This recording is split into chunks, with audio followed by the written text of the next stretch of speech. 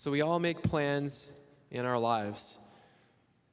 Almost nothing tends to go exactly as planned. I think how we respond and perform in response to that defines our results. So how do you respond?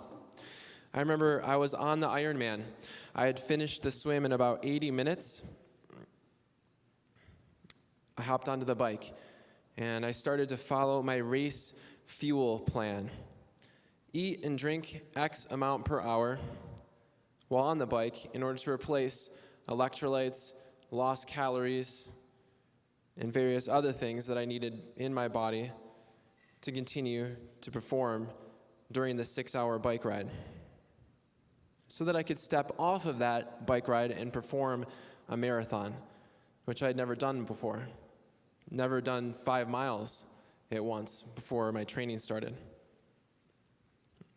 So anyways,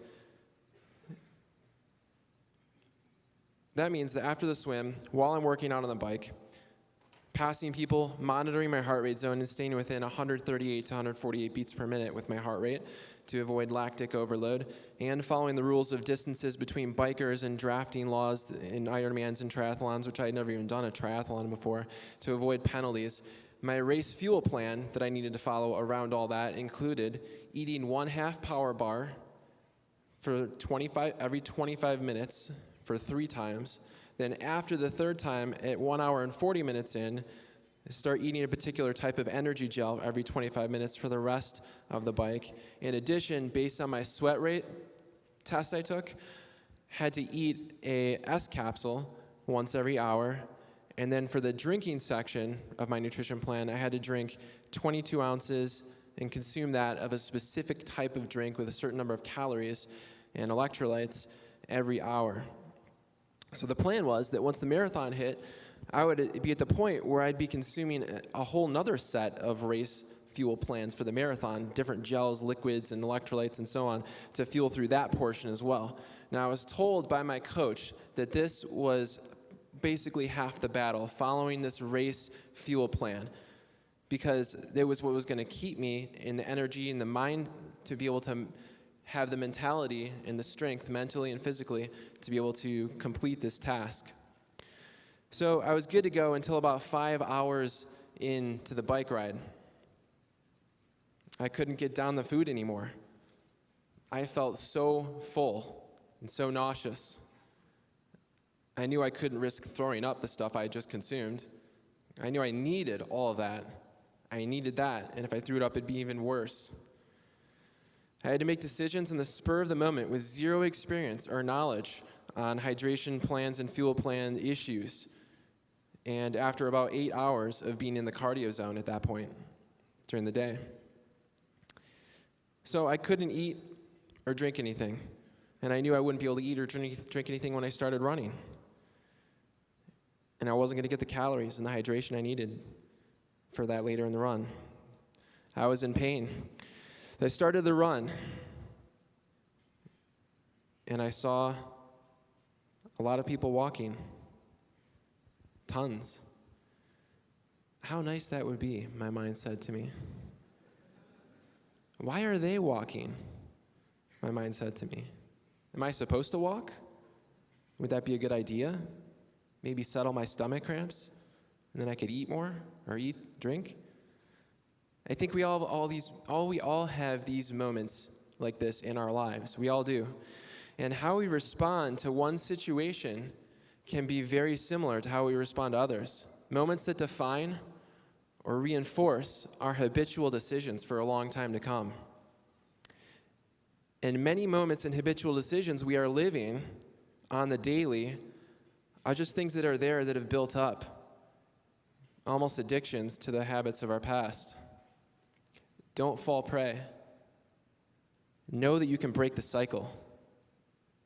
And it's that self-awareness that's half the battle. You could be sick and working at a show, feeling like crap. Do you use it as an excuse to not get results, or do you perform anyways? You could create the plan that will give you the life you've always dreamed. and have a big challenge come up, and do you use that as an excuse, that challenge, and then not get to the level you wanted to be at? Or is excuse not in your vocabulary? Do you perform anyways and execute your plan and grow because of it, making yourself more powerful in the process, raising your confidence in the process, showing yourself that nothing can stop you, and allowing your mind to accept potential higher levels because you've achieved that? And if the answer is no, maybe for some of you right now, well, can you be a little bit better with that? Can you just be a little bit better with that, and then a little bit better, and then a little bit better? Don't focus on the end result that may seem impossible. Start with the steps and become better, and those habits can be a little bit better and a little bit better.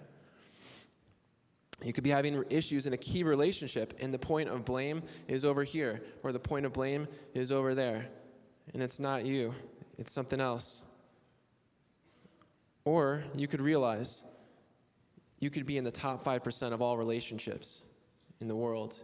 You could take 100% responsibility for everything that happens in that relationship, and then realize that you've created your life, and you are responsible for what's happening to you. And you perform, have those tough conversations while focusing on what you want in the moment of those, and then become even closer because of it.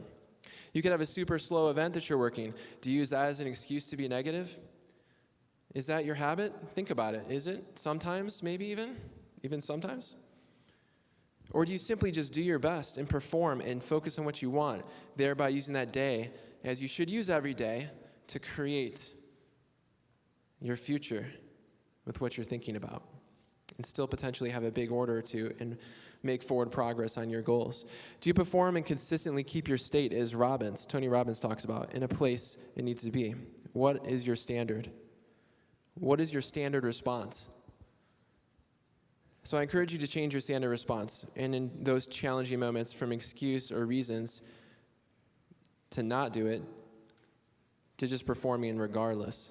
So my response on the Ironman at that moment, and during those thoughts that kept coming in, and all those great excuses, was to just keep running and pass all those people till mile 5, till mile 10, till mile 15. I came to realize, as I continued to run, my attitude towards the people went from wondering about it to frustration about it, because they started out as another challenge I didn't expect. I didn't think half the people would just walk the marathon. I didn't know that that was even an option. I had no idea, right? And it became a great reason for me to quit or slow down. Heck, there was a lot of those excuses. Just completing the time of 17 hours was, as my coach said, and I read and people said, would be amazing with my time I had to prepare, so why worry about it? Another thought, I'm in pain, and that would stop if I walked.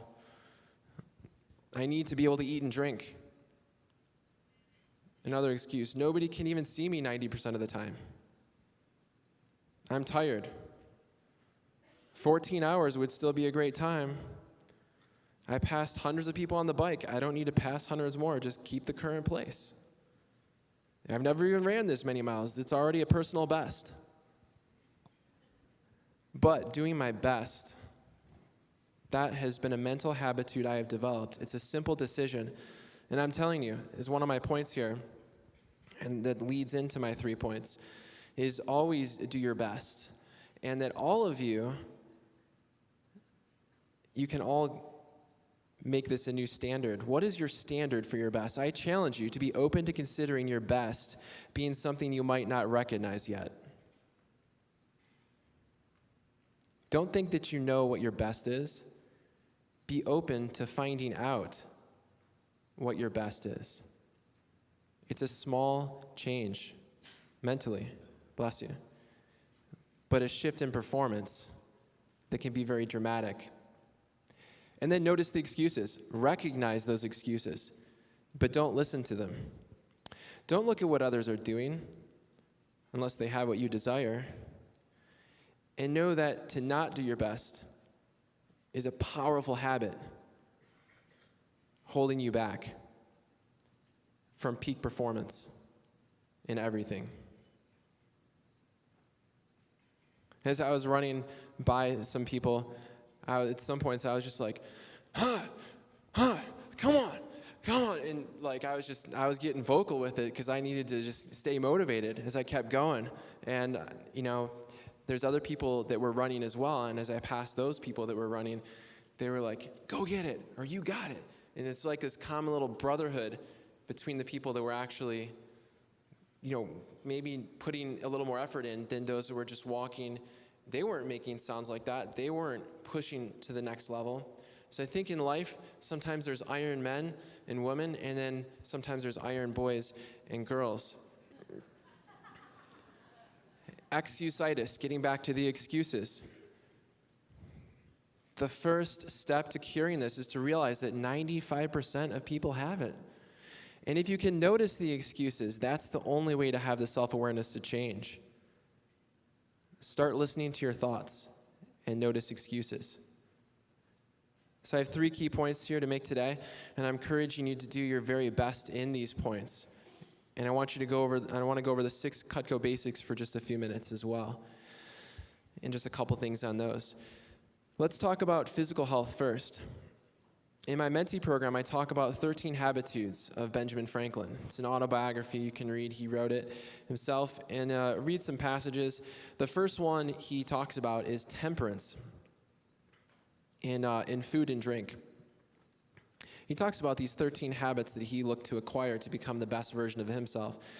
In the order that acquiring them would make it easier to acquire the following habitude, and so on and so forth down the road. And this was the number one thing. This was the first one to acquire. So what you eat determines your ability to think more powerfully. Fact. Food comatose is only a small chapter, and I'm not necessarily saying to go vegan or to follow this diet or that. How truly educated are you in this area of life, though? Get educated. Your health is your top 3 priority in your life. Learn the facts about it. How much time have you been spending finding the truth or learning, rather than just listening to this person or that person's opinion or reading this article online, often from people who haven't really done the research themselves? There's a lot of things that sound really good. But what about taking a look at the largest food study ever done in the history of mankind? Over 30 years, in 170 countries. By the largest by multiple, like dozens of, multiple times larger than any other food site. Have you even looked at that? Would that be smart to look at? What about learning about how the money flows for the billion-dollar food industry that's advertising like crazy to you, so you know who's promoting what types of foods and what their own agendas are? So I'd say watch the documentary What the Health, and then read the book, the food study book called The China Study. And did you know, as a fact, a vegan diet can cure, in many cases, in a matter of weeks, 90% of the diseases, physical pains, issues people associate and deal with in regards to their body? So with a clear mind and a healthy body free of pain, your thoughts and energy can now be put into other places. You can perform at a level you never imagined. And with the clarity, you can imagine of even higher levels and go beyond that. So cut to the billions of dollars of propaganda and listening to people about this or that. If you're already at this level, you guys, there's those of you out there that are, well, if you're at the level, you can at least come from a place of an educated decision about what you're choosing to do and put into your body. But number 2, beyond that, sign up on Ritual's website, plantpower.com, for delicious, fast-to-make, easy meals, super fast, easy meals, because that's half the challenge right there alone. And number 3, if you want to go to even the next level, buy and read Plant Paradox to get further educated, but only after the first 2 things. That information helped me to reduce inflammation during my training for the Ironman, and it has nothing to do with Ironmans. It has to do with health, which, I mean, again, affects nearly everything. So now, getting to the second point, with your mind clear and your body full of energy, it's time for you to take the next step to the knowledge of the 4 agreements. Before I get to my next point here, buy the book or the audio, The 4 Agreements. Become more aware in the 4 agreements you have to have with yourself. Make those daily habits. My talk is kind of like, here's a bunch of different resources and why for this first portion, because I don't have time to go into all these things. But it'll empower you to peak performance in the first area we talked about and the following two areas that are coming up. To make these agreements habits, you're going to have to listen to it or read it multiple times and realize the why behind it, because that's what motivates us often, right? So with that education under your belt, let's talk about mental thoughts and concepts on how to do the best in this. They say the Ironman is mental halfway, and the other half of it's physical. So for some of you, this will make sense. For others, you can reference this later after the 4 agreements, and it'll make even more sense with your notes that you're taking right now. Mentality. Everybody here knows a little bit about the law of attraction and why it's actually a law, by the way, like the law of gravity. It's simple fact. But knowing that people can do an Ironman and actually doing it are two very different things. Knowing there's a law of attraction and actually making it work for you and to create the life of your dreams are two very different things. So let's talk about that. First is a foundation. Just to make a quick minute here, we covered on our first call on our Minty program here, so everyone is on the same page, in a much quicker fashion here. As Napoleon Hill says, what's the mind a man can conceive and believe, it can bring itself to achieve, right? And as Earl Nightingale, some consider the grandfather of personal growth, what we think about most of the time is what we get. So what the mind can conceive and believe, it achieves. What you're thinking about most of the time, you get, right? Most of you guys know that stuff. Yeah, but don't you just think about something and poof, it's there? So does it work or not? Well, yeah, you just work out once and poof, you're ripped. Yeah, you eat a healthy meal once and poof, I'm healthy. Is that how that works? Can I just think the morning of a show about how I'm going to go out and have a 10K day?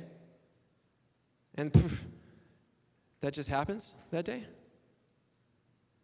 Everything takes time, and that's where people get confused here. That morning and every morning for 2 weeks with high frequency, powerful belief, emotional output, feeling great about it, and knowing how to do all those things at a high level creates the 10K. Did you know that the hour you're sitting at the show pouting about the jerk customer you just dealt with, or how you messed up a sale and got frustrated because someone walked or because it's slow?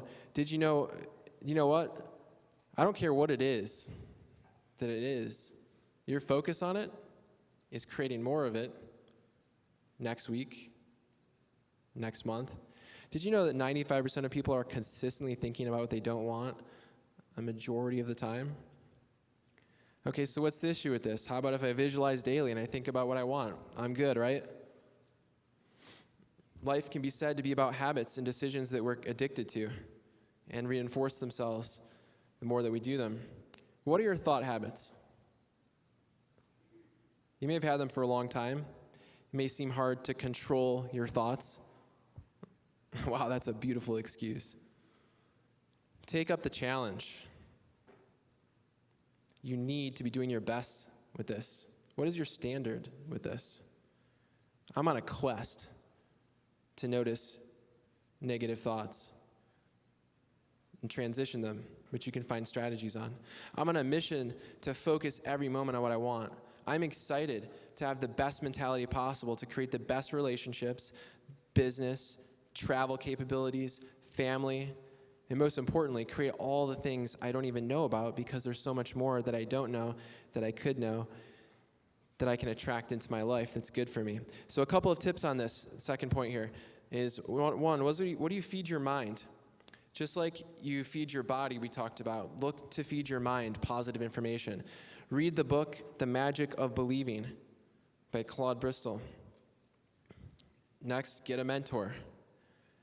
Next, listen to podcasts by those who you should be listening to. Next is be careful what you feed your mind. Focus on learning from not those that preach things that sound good, but from those that have what you want. Because what you think about most of the time, that's what you have the opportunity to get. Notice the thoughts and states that don't serve you, and be aware that you're impacting the future and realize these thoughts can be changed. Do whatever it takes to reduce the amount of time that you're in a negative state, from 10 minutes being frustrated to 5 to 1. Make it quicker and quicker. Do your best with this. At first, it might require a couple of tricks. For example, you could put on a favorite song. Next, you could go out for a walk outside. Next, you can call and talk to a friend, someone positive. And then obviously practicing letting it go quicker. I think it's almost mostly self-awareness that, like, if you really understand that you're being in that state is not helping you, it's easier to just be like, it's not just about me in this state right now and I have the right to be angry. It's about what I'm creating for myself next week. So as your habitual states change to a more positive, so will the amount of thoughts that are positive, and thus the direction of your life will change. So make that investment on a momentary basis, which is more easily to be done because of number 1, being in a mental clarity from the food you're eating. And that brings us to number 3. Now at mile 16, I was still running. I was able to start drinking a little bit of liquids, and as I hit 20, my stomach was able to handle some calories, and I was still running. And I started with the sunrise that morning for the swim, and now the sun was setting on the other side of the horizon. And I wanted to get to the finish while there was still light out. That was something I had been thinking about quite a bit most of the time during my training. And I knew that my goal of running the marathon under 3 hours wasn't going to happen because I couldn't keep my body in the paces I was achieving in later stages of training. But I was going to do my best. I increased my pace. I went faster. As my coach said, this is at mile 18, my coach said that to stay in your heart rate zone of 1 during the run until mile 18 is a maximum, because it's hard to know how close to that edge you are, where everything could crash. And that's where you see people crawling on the road. I increased my effort by 10 seconds per mile, and by mile 24, I was at about 8 to 8.5 minute miles. And I finished that marathon in the Ironman in 4 hours of running. So as I'm running out of time, and there's a lot of things I wanted to cover here today that I'm not going to be able to get to, but remember, there's Iron Men, Iron Women, and Iron Boys and Iron Girls. You decide what you want to be here and now. And peak performance, specifically in the Cutco business, I'm going to take about a quarter of the time I wanted to on these things. Here's the 6 Cutco basics for you to master this year. Don't worry about why these are the 6. Ask me later if you need to. Just do what you can to not just know about them, but to master these things above all else. Realize 80% comes from 20% in business, relationships, and although these are just basics, taking the time to work on these things, make them bigger, will have a bigger impact, I would argue, than working on 20 other things. One of the last things we talked about on one of our mentee calls was the Shaolin monks. Shaolin monks had a famous saying that I'm not afraid of the 10,000 strikes that you practice once, but I am deathly afraid of the one strike that you have practiced 10,000 times. Oh, perfect. I have more time. So I'm not afraid of the 10,000 strikes that you have practiced once. I am deathly afraid of the one strike you have practiced 10,000 times. These I have identified are 6 things I think you should take more time on and do your best. Create a new best for yourself on these things. First one is rapport. What level of rapport do you have with your customers? It's like Brandon talked about, connection. Is it level 1, level 2, level 3 with each person? I don't care if you really like 60 or 70% of your customers that you interact with. Do 99% of them like you? What are you doing to raise your standard in this area? Your connection through mirroring. Do you know about 10 different ways to mirror people? Or you just think you know everything about mirroring already? Have you studied that? Have you used what Dale Carnegie taught in How to Win Friends and Influence People in that book? How many times have you read that book? It's like a totally different book, second or third time I read it. Your understanding about being strategic in this number 1 point and getting them to talk about what matters to them instead of what matters to you will greatly impact how quickly you get to level 3 and then your ability to sell. Number 2, let's just go to number 2, verbiage and structure. What to say is A on this point, under verbiage and structure. Does what you say work? Hey, it might work 40% of the time, and you're getting results. Cool. What works 90% of the time in that situation? Are you teachable enough to be open to change to that as well? Can we acquire the habit of covering it in a different way? Can you seek it out? Constantly finding better ways to cover and handle every word you speak with your customer, like Brandon was talking about. Drive that average order from 300 to 400 to 500 to 700 to 1,000. Do your best and get that sales ratio to as close to 100% as possible. And then point B on verbiage and structure is when to say and what to say.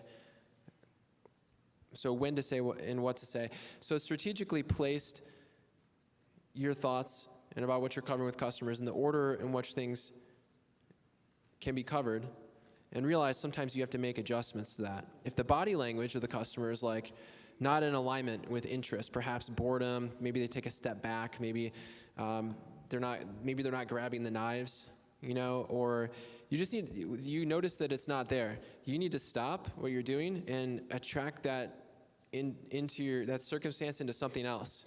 You need to make a different shift. Put a part of the approach that's later right then and there. And it's like what Brandon talks about. Brandon's a great innovator in the moment.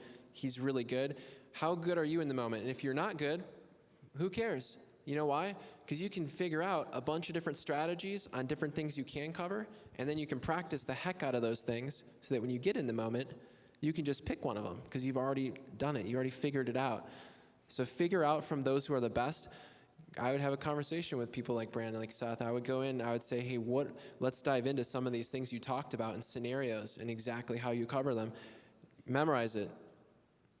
Hey, why don't you cut the leather a different time? Cut penny. Just figure out what the key points are and then rearrange it if you need to get that customer engaged, and then go back and then cover the things that they need to know to close the customer. Number 3 is knowledge of knives and what to sell when. So are you masterful at every single knife? Can you sell ultimate upgrades to people who own ultimates? When you get good enough at each piece to do such a thing, where you can upgrade people who already own that, then you're where you need to be at.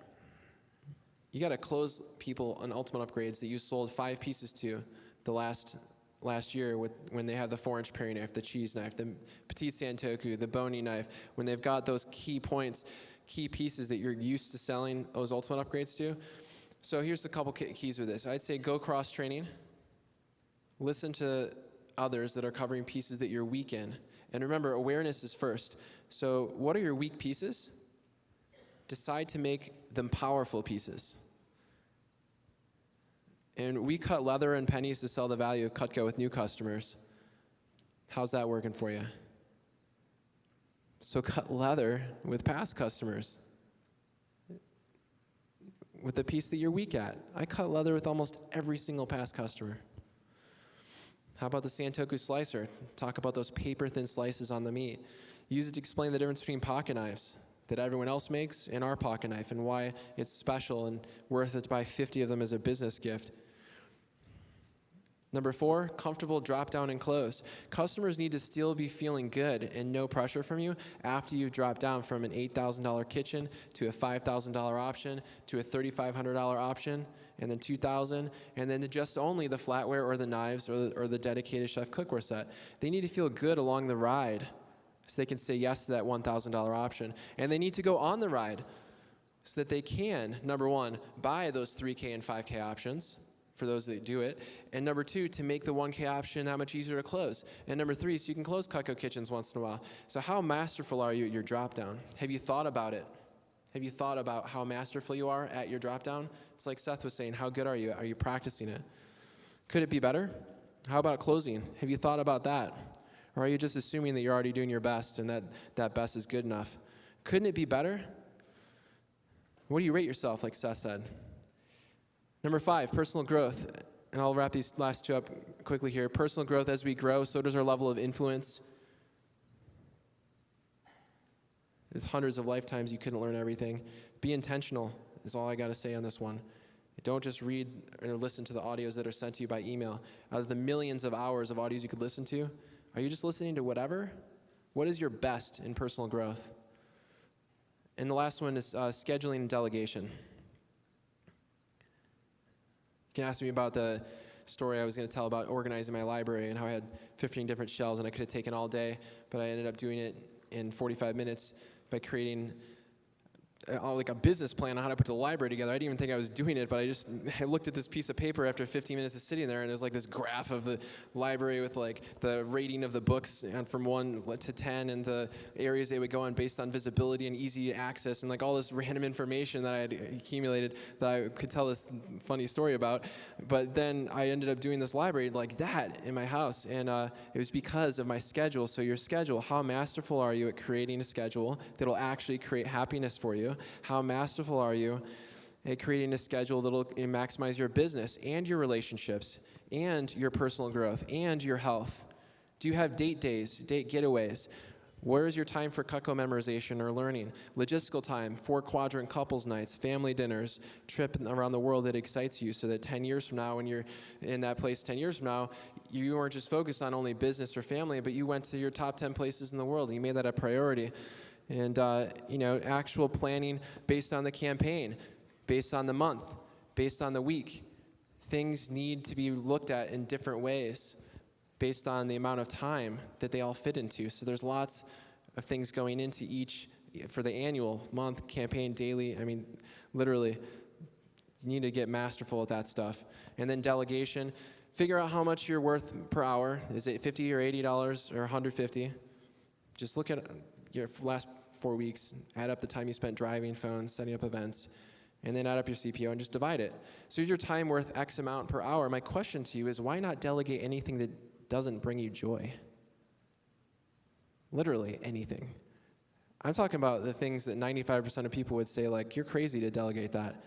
Well, hey, if you delegated 10 hours of stuff a week, worked 5 hours and took 5 hours off, you're still going to make money by spending that money on the assistant times quite a bit. And you got more time off. So just get rid of anything that doesn't bring you joy or make you happier through delegation. So I'm going to end with this. Last thing to leave you is when I started this, I said, we all make plans in our lives. Almost nothing tends to go exactly as planned. How we respond and perform in response to life's tough decisions defines our results. Like in my Ironman, when my nutrition plan was going awry, I had some great excuses, and I found through that challenge a new level of my personal best, which raised my confidence in other things in my life. I'm already looking forward to the next personal challenge. So what is your next personal Ironman for you that you can challenge your response on to make your personal best better so you can grow? So you can seek it out, plan it, do your best and execute, and do it with peak performance, because these decisions define your life's perspective. And as you develop a new, better perspective, let that perspective look through a beautiful lens most of the time. I believe in you.